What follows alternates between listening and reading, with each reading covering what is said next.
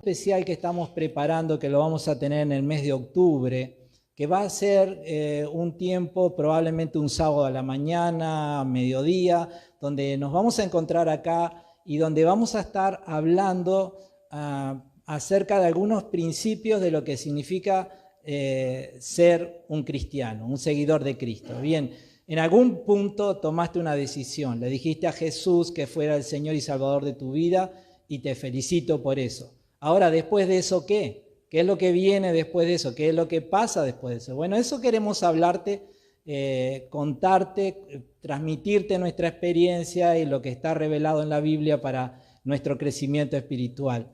Y también queremos contarte como iglesia cuál es la visión que tenemos y cómo estamos trabajando y hacia lo que queremos alcanzar. Así que va a ser un sábado muy lindo, de mucho crecimiento para todos y que va a ayudarte a encaminarte en los pasos detrás de Jesús. ¿Está bien?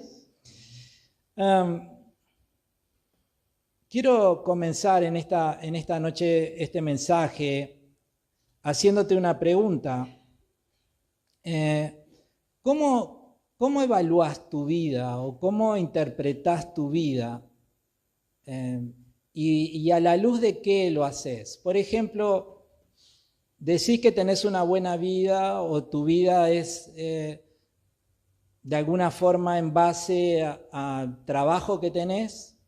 Está bien, a veces algunos de nosotros vamos creciendo en los ámbitos laborales o empresariales y llega un punto donde nuestra vida la vemos a través de nuestros logros laborales y decimos, bien, realmente me siento satisfecho con mi vida porque tengo un excelente trabajo, tengo una muy buena empresa que está progresando, y interpretamos nuestra vida a la luz de eso.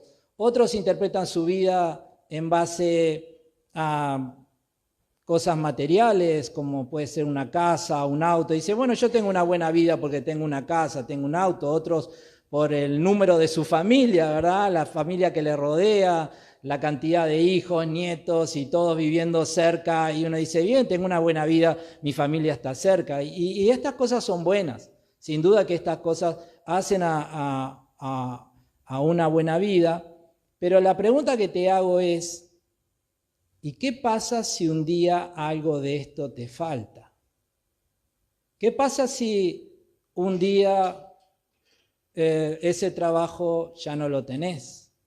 ¿Qué pasa si un día te roban el auto o tu casa le pasa algo? ¿Qué pasa si un día estas cosas que hoy las definís como el motivo de tu vida ya no están? Bien, esto sucede y hay veces que las personas enfrentándose a eso se derrumban y caen en pozos demasiado profundos de depresión. Ahora, ¿hoy de qué quiero hablarte?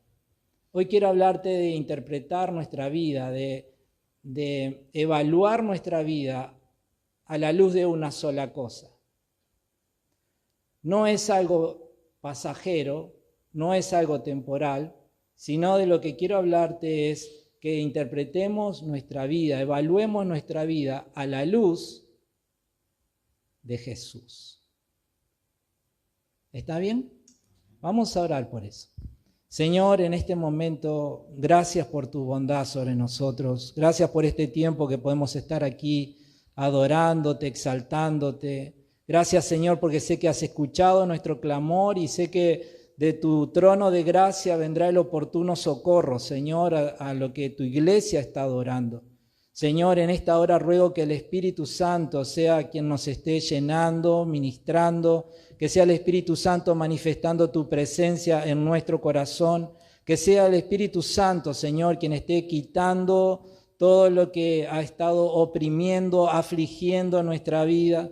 Y que en esta hora, Señor, por tu gracia y misericordia, Padre, nos des claridad, abres nuestro entendimiento. Señor, que tu palabra pueda penetrar profundo en nuestro corazón, Señor amado, y pueda producir los frutos para lo cual tú nos estás hablando hoy. Gracias, Dios, por tu bondad. Te amamos. En el nombre de Jesús. Amén y amén. Los martes anteriores estuvimos hablando del apóstol Pablo y principalmente estuvimos hablando de los viajes que el apóstol Pablo hizo. El apóstol Pablo es un misionero por excelencia. Desde el momento que Dios lo salvó, Dios ya le anticipó que lo iba a usar para que él le contara a otras personas acerca de Jesús. Y él dedicó su vida a eso. Y en la Biblia encontramos 4 viajes misioneros que hace Pablo, yendo por lugares donde el Evangelio no había llegado y hablándole a las personas acerca de Jesús y fundando iglesias, pequeñas congregaciones. No te imagines templos, no te imagines un edificio, sino grupos de personas que creían en Jesús y de esa manera empezaban a reunirse y a tener tiempo juntos. Y cuando hablamos del segundo viaje de Pablo, vimos algo muy particular, cómo él, en respuesta a un sueño que tiene, él va hacia una ciudad llamada Filipos, y esa ciudad es la primera vez que él entra, y la primera vez que él entra en el continente europeo, y comienza a predicar a Cristo en ese lugar. Vimos que allí en Filipos, bueno, él fue encarcelado, ya leímos todo eso lo que pasó. Ahora, él sigue adelante compartiendo la fe con otros lugares y luego vimos cómo termina en su cuarto viaje. Esto de llegar a Filipos fue en el segundo, y en el cuarto viaje vimos que él termina preso en la ciudad de Roma, esperando encontrarse con el emperador para defenderse de las acusaciones. Y así termina el libro de los Hechos. Si vos lees el libro de los Hechos, el último capítulo, las últimas palabras son esas. Pablo esperando poder encontrarse con el emperador. Ahora, mientras él estaba ahí esperando, sabemos que por la historia, sabemos que pasaron como 2 años que él estuvo esperando eso. Sabemos que mientras él estuvo ahí esperando, él compartía de Jesús con todas las personas que podía. Y no solamente eso, sino que también se preocupaba por las iglesias que él había fundado en sus viajes anteriores. Él no podía ir a visitarles porque estaba preso. Había un soldado romano en la puerta de su casa y él no podía salir de ahí. Entonces lo que hacía era enviarle cartas. Les escribía cartas donde en esas cartas él les daba sus consejos, les ayudaba a entender cómo resolver conflictos o cosas así. Y una de las cartas que él escribe estando en la cárcel es justamente a la iglesia que se había fundado en la ciudad de Filipos. Esta carta la tenés en tu Biblia y es la carta que dice a los filipenses. A los filipenses significa la carta que Pablo le escribió a la iglesia que estaba en la ciudad de Filipos. Y es una carta preciosa y hay muchas enseñanzas muy profundas allí. Pero en esta noche quiero tomar solamente una pequeña frase que dice Pablo, que aunque es solamente una pequeña frase, es una frase que es muy profunda y que si nosotros logramos entenderla, nos va a hacer de mucho bien para nuestra vida y para interpretar nuestra vida de una forma correcta. Filipenses capítulo 2, versículo 22, dice lo siguiente.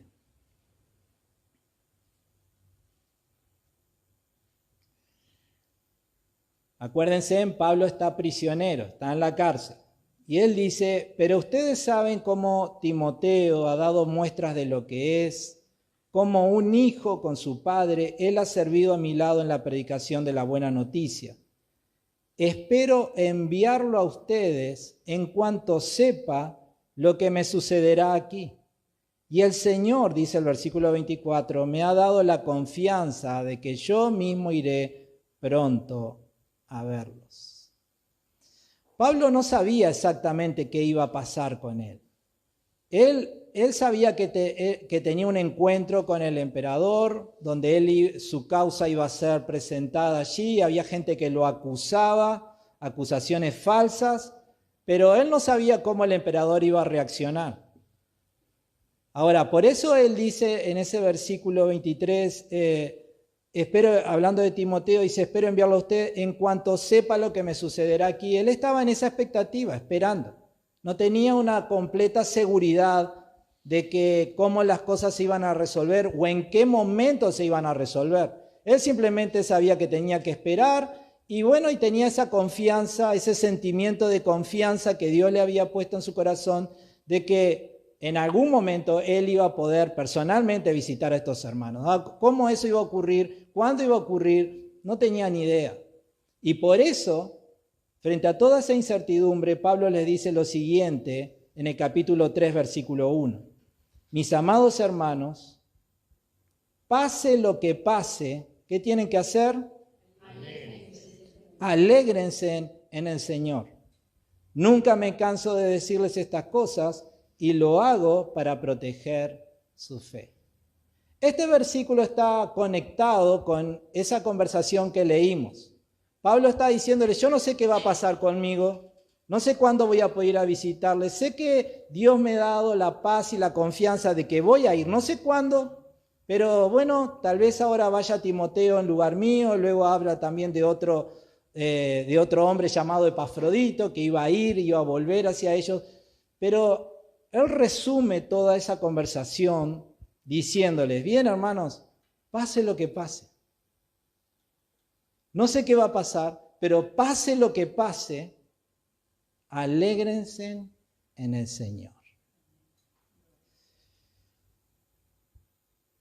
Sin duda que Pablo no negaba que había cierta incertidumbre sobre su futuro, pero Pablo está dándoles una clave, una enseñanza para que ellos no se desmoronaran si es que a él le pasaba algo que no estaba planeado, sino para que se mantuvieran firmes. Y la enseñanza es simplemente esa: pase lo que pase, sea una cosa o sea otra, sea que me den la libertad o sea que me condenen y termine siendo muerto, sea lo que sea que pase, pase lo que pase, ustedes siempre alégrense y manténganse alegres, alegrándose en el Señor. Una de las cosas interesantes es que ese alégrense en el Señor, que es lo que vamos a profundizar ahora, es un verbo que está en acción continua. Esto no se trataba de que, bueno, cuando puedan, no, sino que continuamente, manténganse siempre alegres en el Señor. ¿Y cuál es la profundidad de esas 3-4 palabras?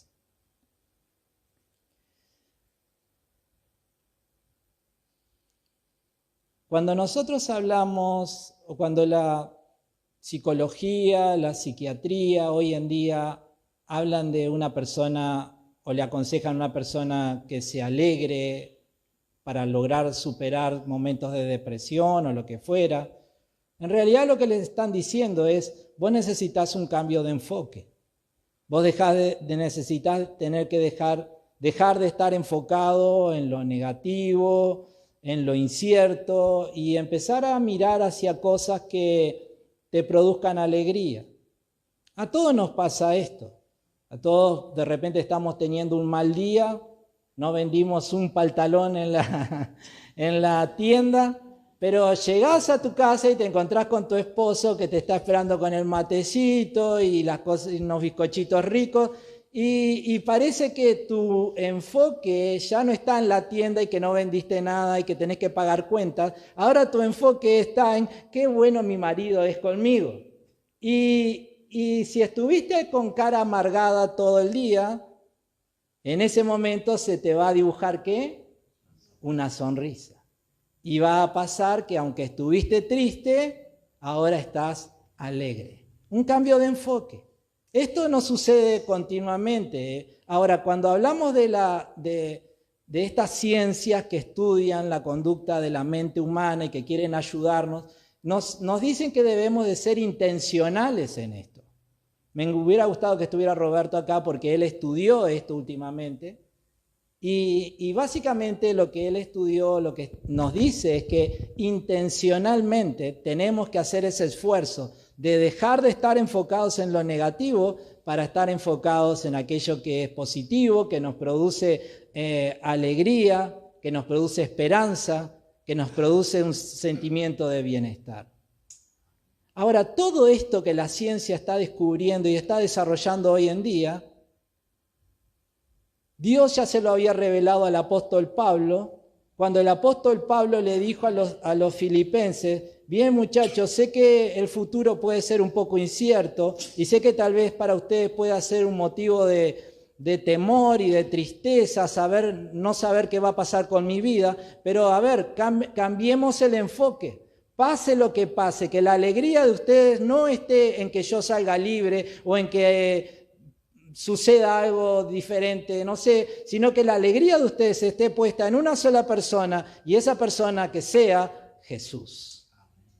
Y amados, cuando nosotros logramos entender esto y cambia nuestro enfoque de aquello que es incierto, de aquello que nos preocupa, de aquello que nos angustia, de aquello que nos produce temor y miedo, y sin negar que esas cosas son reales, cambiamos nuestro enfoque y miramos hacia Jesús, entonces va a suceder algo sobrenatural dentro de nuestro corazón. No, esto no solamente se trata de un ejercicio mental, esto es un ejercicio espiritual. Porque cuando ponemos nuestro enfoque en Jesús, entonces el Espíritu de Jesús va a empezar a avivar dentro de nosotros el gozo, la paz, la tranquilidad y tantas cosas buenas que anhelamos. ¿Todo por qué? Porque ahora no estamos mirando lo incierto, ahora estamos mirando lo seguro, y lo seguro. Hablo de que es una gran ganancia para nosotros evaluar como algo que nos da satisfacción, no en base a los logros que hayamos alcanzado, que son pasajeros, que son frágiles muchas veces, sino en base a la relación y a la persona de Jesús. Nos hemos encontrado con Dios, nos hemos encontrado con la fuente de todo bien sobrenatural. En Cristo tenemos la fuerza sobrenatural, con el que Dios creó ocupante, de lo angustiante. Sacamos nuestra vista de lo temporal, de lo pasajero, y la ponemos en Jesús y decimos: bien, hay muchas cosas pasando en mi vida, pero yo puedo estar contento, yo puedo tener paz, yo puedo mantenerme firme, estoy en medio de muchas luchas, y nadie va a negarte eso. Nadie va a decirte: no, sos un exagerado. Sin duda, probablemente. Pero aún así, estando en medio de muchas luchas, tu vida puede seguir siendo algo bueno, algo que disfrutes, algo que sea pleno para vos, mientras la interpretes a la luz de Jesús. Él es el que hace la diferencia. Él es el que lo cambia todo. Él es el que da respuesta a todas nuestras incógnitas. ¿Está bien? Entonces, traído a las palabras de Pablo a los filipenses, significa que no busquen paz, gozo y seguridad en lo pasajero circunstancial, sino en Jesús, quien es fuente eterna de seguridad y esperanza. Pase lo que pase, alégrense en Jesús. Pase lo que pase, no dejen de mirar a Jesús. Pase lo que pase, no dejen de confiar en Jesús. Pase lo que pase, no dejen de buscar en Jesús, de depender de Jesús, de esperar de Jesús. Él debe ser el centro de nuestra vida. Hay una canción que cantamos, Él es el centro de la iglesia, el centro de todo esto. Y cuando nosotros logramos esto, cuando nosotros logramos tener nuestro enfoque en Cristo, entonces las circunstancias no van a tener la capacidad ni el poder para derrumbarnos.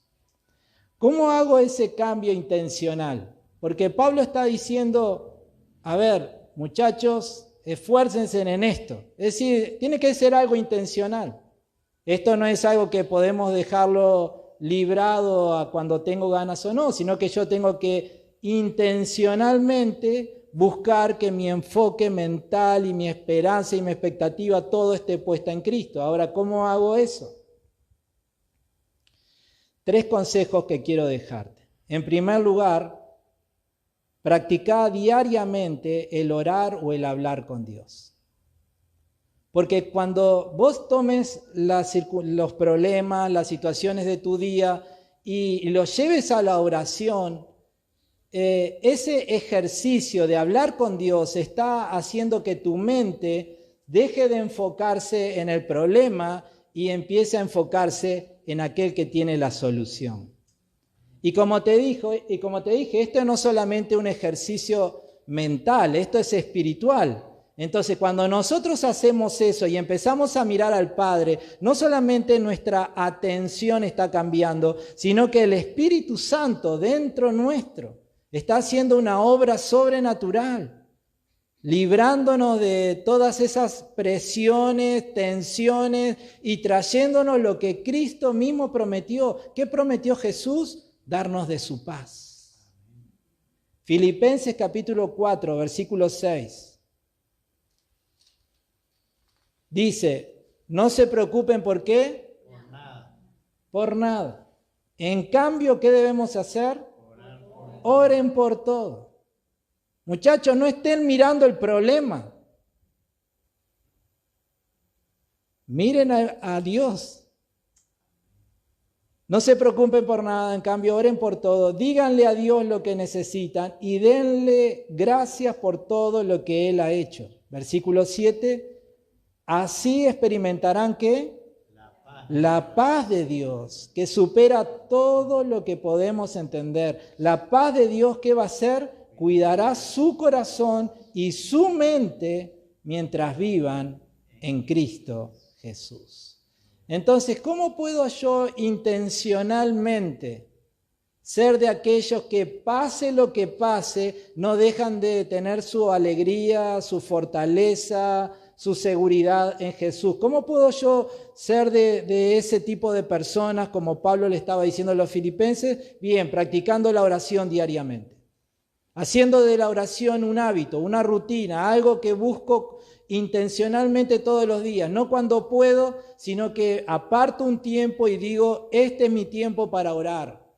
Tengo otras cosas para hacer, sin duda, pero este es mi tiempo para orar intencionalmente. Y cuando yo desarrollo ese hábito de la oración, entonces lo que estoy haciendo es sacando mi mente continuamente de los problemas y llevándolo a aquel que tiene la solución. Amén. Esto es un cambio de enfoque. Estoy abriendo la oportunidad para que mi mente se enfoque en Dios, pero además para que la obra sobrenatural del Espíritu Santo traiga a mi vida todo lo que acá acabamos de leer. La paz de Dios que va a guardar mi mente y mi corazón. Así que es ganancia. ¿Estamos de acuerdo? Entonces, el primer paso práctico, orar todos los días. El segundo paso práctico, intencionalmente buscar conocer más a Jesús. Si la idea que yo tengo de Jesús es determinante en cuanto a mi fe, entonces cuanto más clara sea la idea, el conocimiento, el entendimiento de quién es Cristo, más mi fe se va a hacer firme en Él y más mi fe va a poder resistir cualquier embate de la vida que quiera venir a desestabilizarla. ¿Está bien? Es conocerlo más a Él. Esto hasta es lógico pensarlo. Si quiero confiar en alguien tengo que conocerlo y cuanto más lo conozco, más confío. Así es con Jesús. Segunda de Pedro 3:17. El apóstol Pedro, ahora hablándole a los creyentes, les dice: queridos amigos, los estoy previniendo con tiempo. Manténganse en guardia para no ser arrastrados por los errores de esa gente perversa y perder la base firme que tienen. Versículo 18. En cambio, crezcan en la gracia y el conocimiento ¿de quién? De nuestro Señor y Salvador Jesucristo. A Él sea toda la gloria, ahora y para siempre. Amén. Tengo que ser intencional. ¿Y qué significa esto? ¿Dónde puedo leer y conocer más a Jesús? En principio, en la Biblia. Leer los evangelios. Mateo, Marcos, Lucas, Juan. Terminé de leer los 4 evangelios. ¿Qué hago ahora, pastor? Volvé a leerlos. Mateo, Marcos, Lucas, Juan. Bueno, ya lo leí 2 veces y ahora volvé a leerlos. Mateo, Marcos, Lucas, Juan. Hasta que puedas hablar de Jesús con plena confianza. Hasta que puedas pensar en Jesús como ese amigo que conoces desde la infancia. Hasta que se disipe toda duda de quién es Jesús, de lo que Él nos ha enseñado y de lo que Él nos ha prometido. Mientras tengas alguna sombra de duda, mientras tengas alguna sombra de temor en cuanto a tu relación con Jesús, seguí leyendo los evangelios, Mateo, Marcos, Lucas y Juan, hasta que lo conozcas a Cristo con una intimidad que va a transformar tu fe de tal manera que te vas a mantener firme a pesar de cualquier cosa que quiera levantarse para desestabilizarla. Amén. Era lo que Pedro les estaba diciendo. Esto es un contexto diferente, era una situación donde la iglesia estaba sufriendo porque habían personas que enseñaban mentiras. Y Pablo les dice, bien, solo hay una forma de no dejarse arrastrar, solo hay una forma de mantenerse firmes. Conozcan a Jesús, crezcan en el conocimiento de Jesús. Conózcanle cada vez más, lleguen al punto de conocerle tan íntimamente como lo conocí yo, hablando de Pedro, ¿verdad? Que caminó con Jesús durante 3 años. Entonces, un segundo paso intencional para que nuestro enfoque vaya hacia Cristo y se mantenga ahí, pase lo que pase, es conociéndolo más a Él. Mirá, yo creo que ya se los he contado muchas veces, ¿verdad? Pero todos los años siempre tengo ese desafío personal de cuando comienza el año comenzar leyendo los evangelios y luego seguir extendiéndome por todo el Nuevo Testamento y luego pasar al Antiguo Testamento. Todos los años es la rutina que tengo, pero este año terminé el Nuevo Testamento y cuando estaba ahí pensando bien ahora por dónde empiezo en el Antiguo, tuve esta convicción en mi corazón, volví a leer los Evangelios. Y volví a leer los Evangelios. Y amados, como pasa cada vez que los leo y como cada vez que seguramente te va a pasar a vos también, parece que siempre hay cosas nuevas. Parece que siempre hay algo nuevo que uno puede aprender de Jesús, conocer a Jesús, profundizar más en Jesús. Entonces vos no pienses en términos de, uy, qué aburrido, volver a leer los evangelios. Esto es como el ver una película 2 veces o leer un libro 2 veces. Ya lo leí, ya la vi, ¿para qué quiero? No, tranquilo, esto es espiritual. Hay vida de Dios en ese libro, hay poder de Dios en ese libro. Está el Espíritu Santo tomando ese libro y tratando con lo que allí está en tu propia vida. Entonces, lee los evangelios. Léelos hasta que puedas conocerlo a Cristo. Acá no se trata de memorizar versículos, acá se trata de conocerlo al autor de este libro, que es Jesús. Amén. Y el tercer paso intencional, el primero la oración, el segundo el conocerlo más a Jesús, y el tercer paso intencional es buscar una mayor comunión con el Espíritu Santo. Como te dije al principio, esto no se trata de un desarrollo mental, esto no se trata de una técnica, como tantas técnicas hay a veces en el mundo, de lograr un ejercicio de control mental o de, ¿qué? Perdón. Bueno, tantas técnicas raras que hay por ahí, ¿verdad? ¿Esto de qué se trata? Se trata de la obra del Espíritu Santo. Si nosotros logramos tener una mayor claridad en cuanto a Jesús, si nosotros logramos tener un mayor entendimiento de la obra de Jesús en la cruz a nuestro favor, si nosotros logramos comprender con mayor profundidad las promesas de Jesús y todo lo que está escrito en la Biblia, quiero decirte algo, no es fruto de tu inteligencia, que no dudo que no la tengas, es decir, creo que sos una persona inteligente, pero esto no es fruto de nuestra inteligencia, esto es fruto del Espíritu Santo.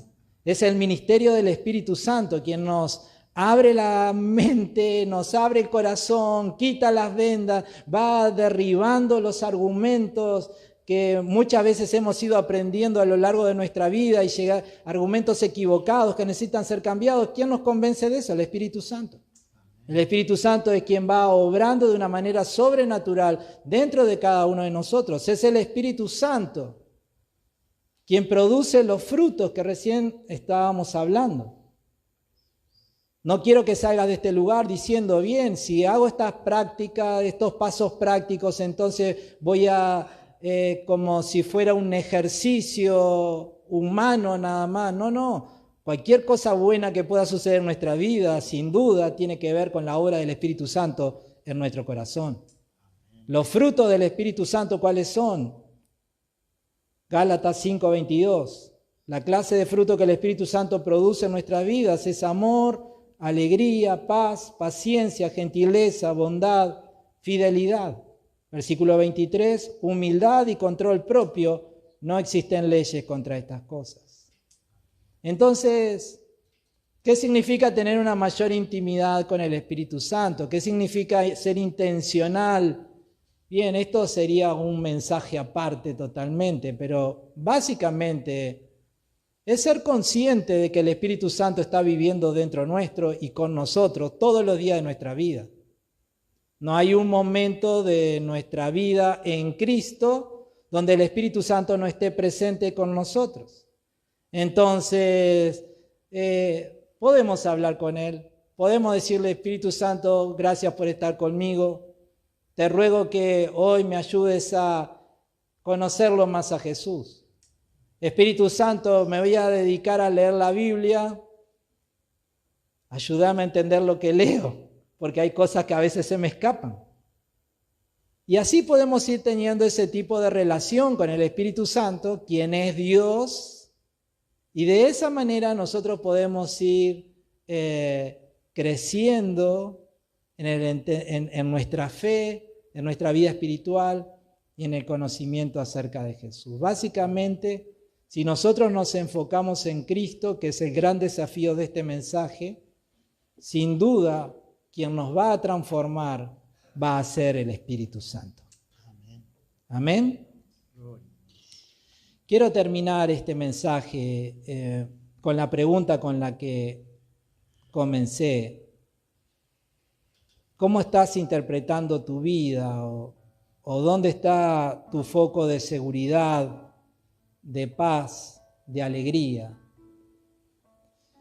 El desafío que tenemos nosotros hoy por delante es mirar a Jesús y hacerlo a Él el enfoque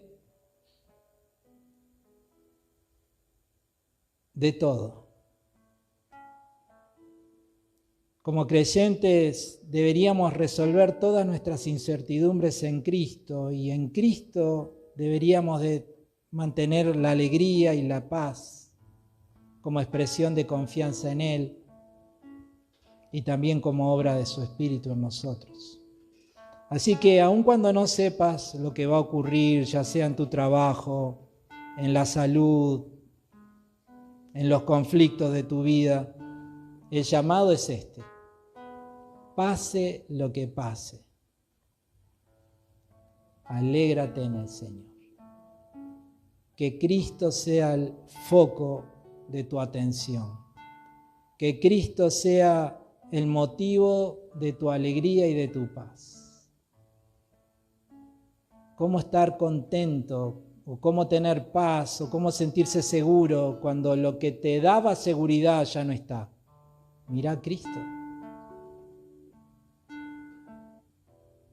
Cómo sentirse amado cuando sos rechazado y herido. Mira a Cristo. Cómo sentirse satisfecho cuando hay tantas cosas que emprendo y no se logran concretar. Mira a Cristo. cuando el enfoque de nuestras vidas es Cristo, entonces ahí todo va a funcionar bien. Amén. ¿Oramos por esto?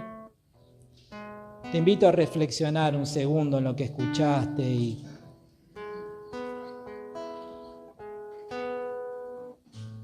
y tomate este momento para hablar con Dios.